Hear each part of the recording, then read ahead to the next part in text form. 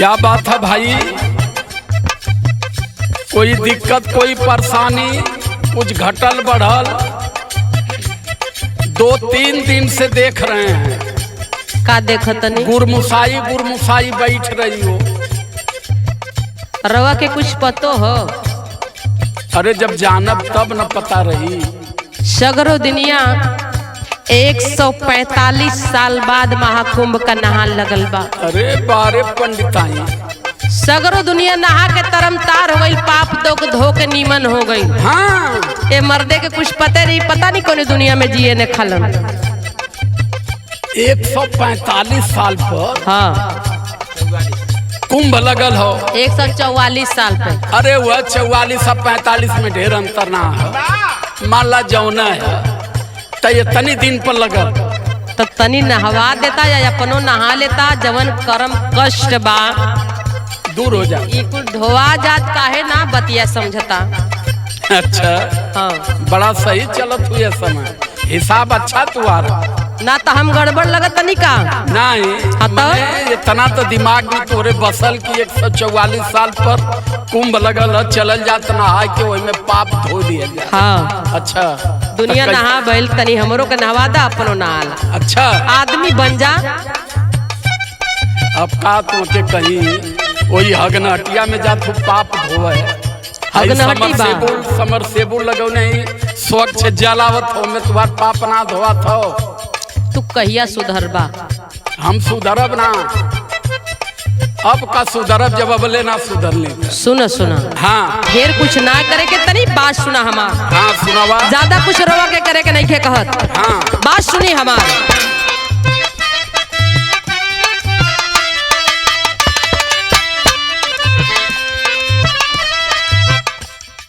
दिलवा त मनसा तू हमरे पुजादा, हमारे रजऊ हमके गंगा नहवादा।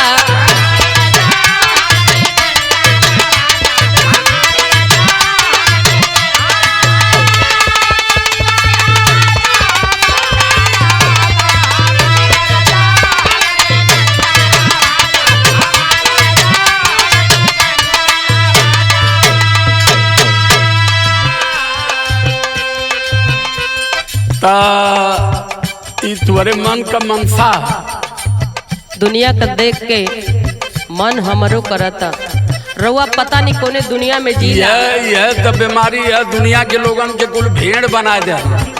जैसे भेड़िया चलेली वही के देखी देखा कुल भेड़िया चले। पहले बात सुनो, गंगा नंगा नहाने से कुछ होगा नहीं। अच्छा हमारी बात समझो। का कहत नहीं रउआ?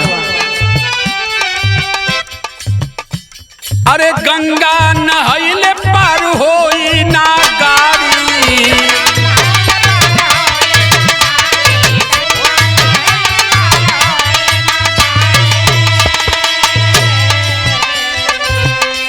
अरे पढ़ लिख काहे के भइलू या नारी हो, गंगा नहैले पार होई ना गाड़ी।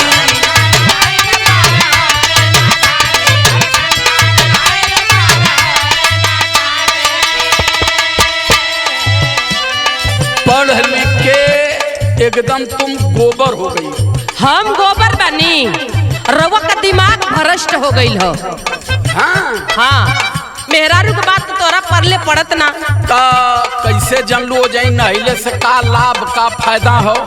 ओहो ये आदमी हमरा के पागल कर दी हम।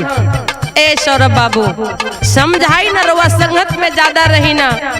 इनकरा के जय भीम नमो बुद्धाय कहले से तब फुर्सते नहीं थे। नहीं तू कैसे जानत हो कुंभ में का ह के कहला, कुछ बतैबू हमहू के पता चले के चाहिए।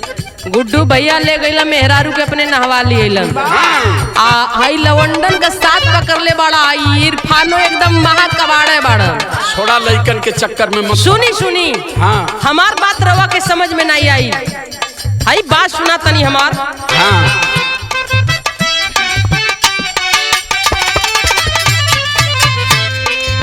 वेद रामायण गीता पंडिती बतवले,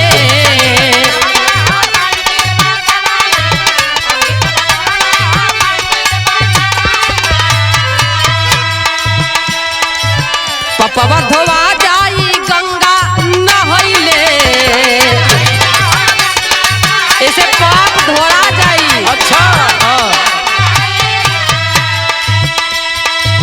वेदयो रामायण गीता पंडित बतावले पपवा धोवा जाई गंगा नहैले। और सुनी हाँ सुनावा। जन्म मरण वाला बंधन कटवादा, जन्म मरण वाला बंधन कटवादा, हमार रजऊ हमके गंगा नहवादा।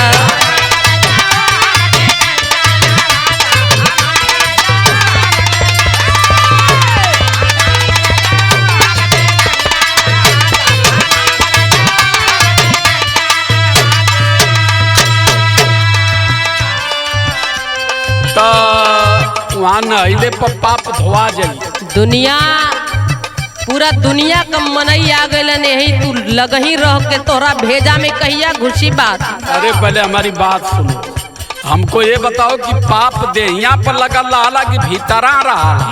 ओहो शरीर ना दूषित होले का? नहीं अच्छा हाँ पपवा के लिए शरीर दूषित हो जाते। अरे हम नहीं कहतनी, वेद रामायण में लिखा हाँ। पंडित जी बतौले हाँ। वह तो बीमारी है, वह जौन बता देना वह ढोवत हो, जौन हम बतावत ही समझ में ना बैठत। कार रवा बताई ला। सुनो सुनो,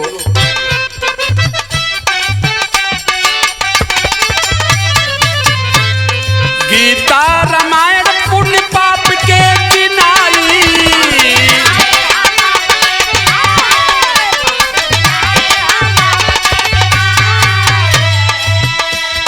धनमा लूटे बाते हो,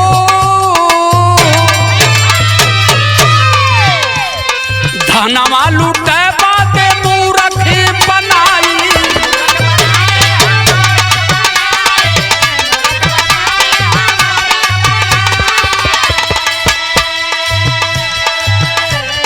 गीता रामायण पाप पुण्य को गिनाई, धनमा के लूट बदे मूर्खी बनाई। ई माल घीचा खातिर मेला लगत हो। ई सुनो, अरे मौका पाक खींचा नया बलन का साड़ी, हमार सुबिया काहे बनलू या नारी।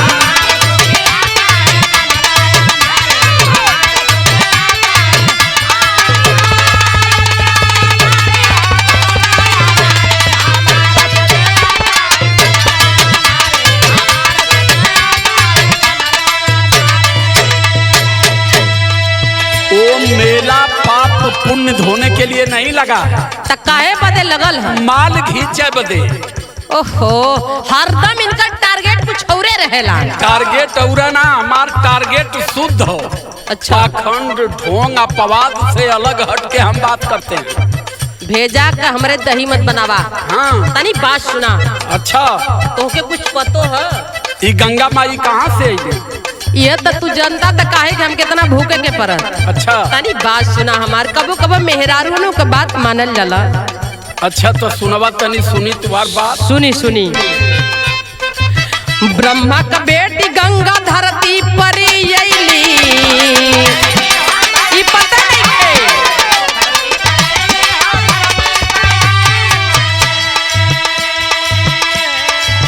दुख का विनाशकारी सुखवा लूटवली,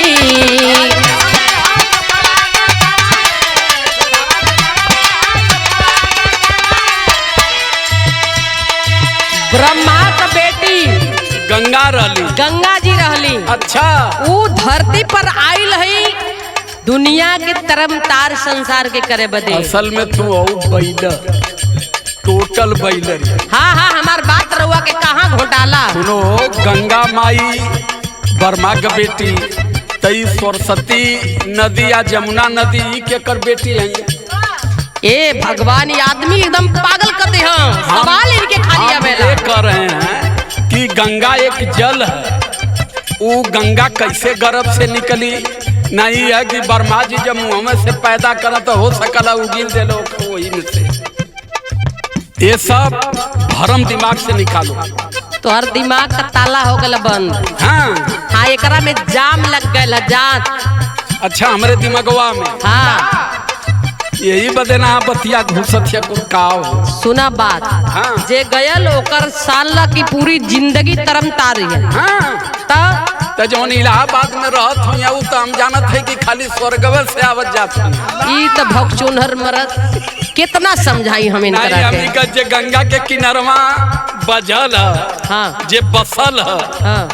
वहाँ भैंस गोरू गाय तो कुल स्वर्ग जाते हैं। सीढ़ी लगल है। सुनो, हमारे संत गुरु रैदास कहते थे गंगा नहाए से कवन नर तर है, मेघिया न तरल जेकर गंगे में घर है, जले में आ गंगा नहाए से कवन नर तर है, गदहा न तरल जेकर संखिया सा घर है। कहाँ दिमाग तुम लोगों का भाई? तोहार भेजा हो गल भ्रष्ट। अच्छा। बात सुना हमार। हाँ, ज्यादा भचर भचर हमरा से बात न करा। सुनला? अच्छा। ब्रह्मा का बेटी गंगा धरती पर जैली,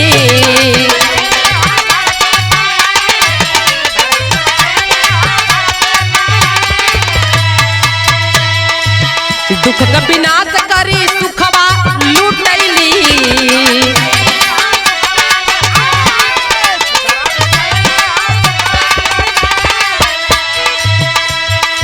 लेटे हनुमान जी का दर्शन कराता, लेटे हनुमान जी का दर्शन कराता, हमार रजऊ हमके गंगा।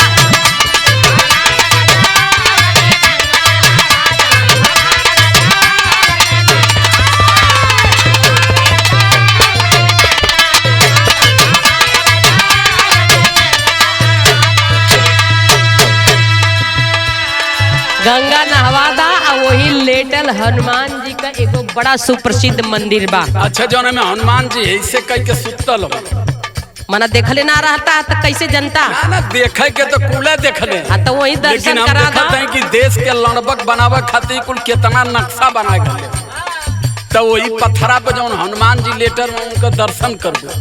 आजा दादा के जमाने वाला भाषा न बोलल करा, हमके लेके चला। मनबू ना? नहीं। सुनो, ये गंगा उंगा बर्मा और माँ की बेटी नहीं है। गंगा गंगोत्री से निकली है, पहाड़ों से निकली है। गंगा एक जल है। अच्छा। हाँ, ये किसी की बेटी वोटी नहीं है। ये सब समझा के इस देश के मूल निवासियों के दिमाग को हाईजैक कर दिया गया। अच्छा। सुनो,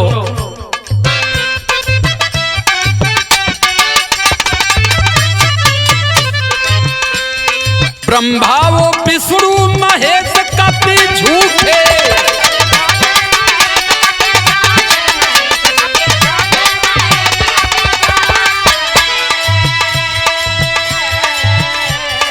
दुनिया में गौतम बुद्ध सबसे अनूठे।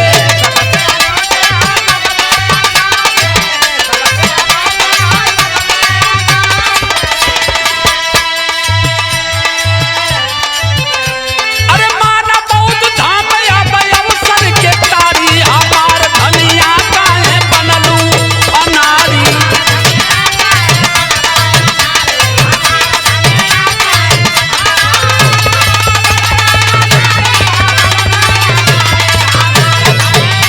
जय हो।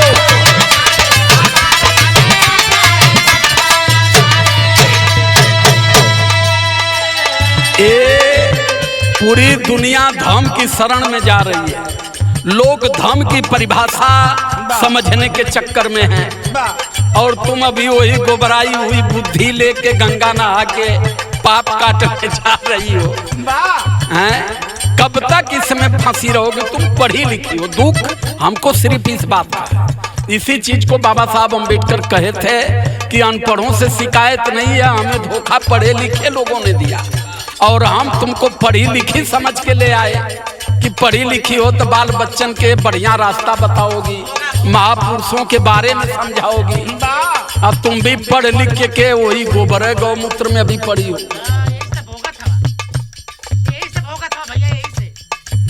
का भोगत हूँ बे? अलिया नुमा अपन समझेबू मैं बुझेबू, तू अनेक झूठे न करे जा बत्थत है।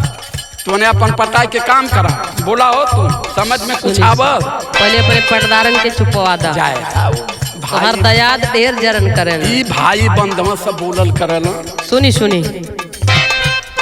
मने इतना देश भर घूम के जवन प्रवचन करला 30वें महीना में 30 दिन होला और 30 दिन तुम व्यस्त रहेला।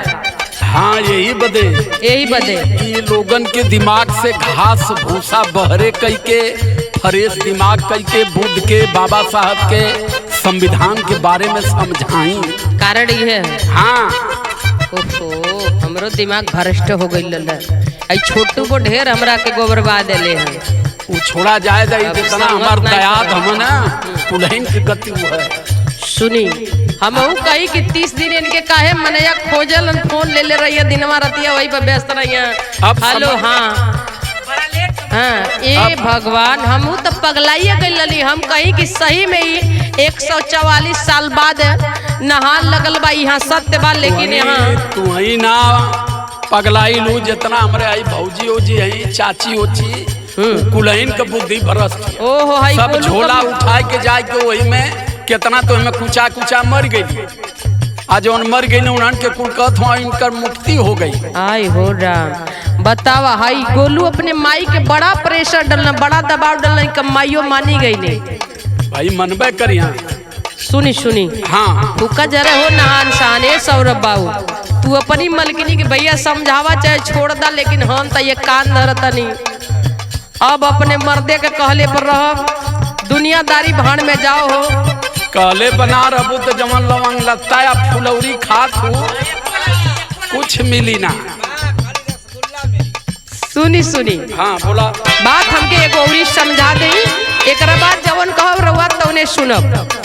बोला बौद्ध धर्म अंदर बोला बात कवनी खासी बा।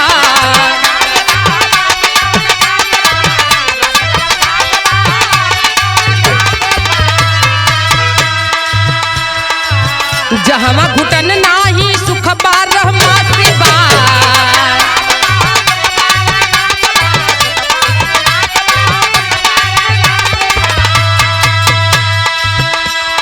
बौद्ध जी से नहीं आ तू हमारी लगा दा। बौद्ध जी से नहीं आ तू हमारी लगा दा। हमारे जाऊ हमके बौद्ध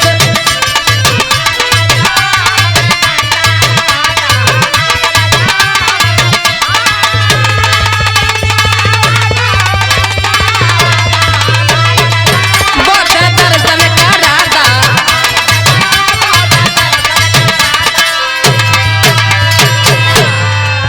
बात समझ गईलू बड़ा अच्छा कैलू। हम तो कनी जिंदगी चल जाई समझवही में लेकिन समझ गईलू। आए अपने बहुजन समाज के लोगन से जवन 6500 जातियन में बटल हुआ भैया लोगन सबसे बता देते हैं कि देखा हम समझा दे आ तुहनो लोगन समझाएला आ ना समझा पैबा तो अब कुछ मिली ना न कुछ बची। आ सुनो हम बता दें कि बुद्ध के धम्म में कौन सी खासियत है। हम बार बार बुद्ध धम्म की बात क्यों करते हैं बताई ना यही बदे तो हम परेशान हैं।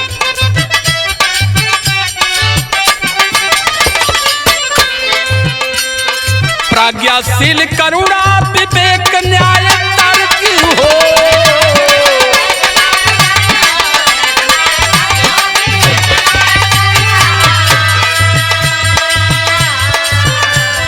मानो जाति एक जहां भेद में ना फर्क हो।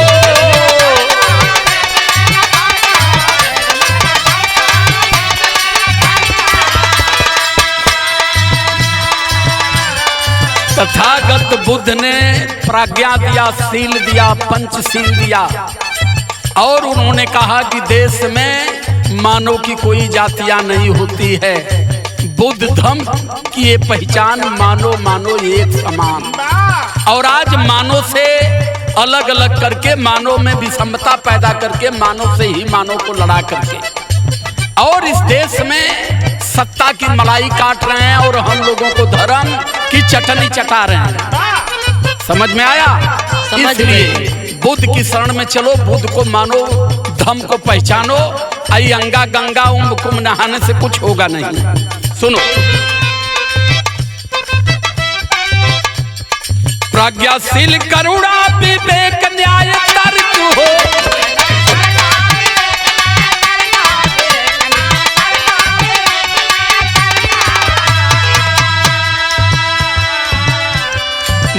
मानो जाति एक जहां भेद नहीं फर्क हो।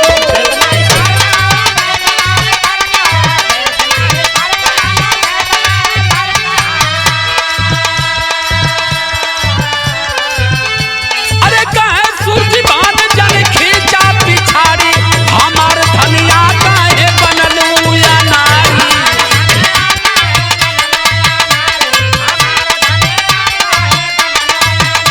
हमारे रजऊ पूत्या दर्शन का राधा, हमार रनिया काहे बनलू या नारी। हमारे रजऊ पूत्या दर्शन का राधा, हमार धनिया जानी बना तू या नारी।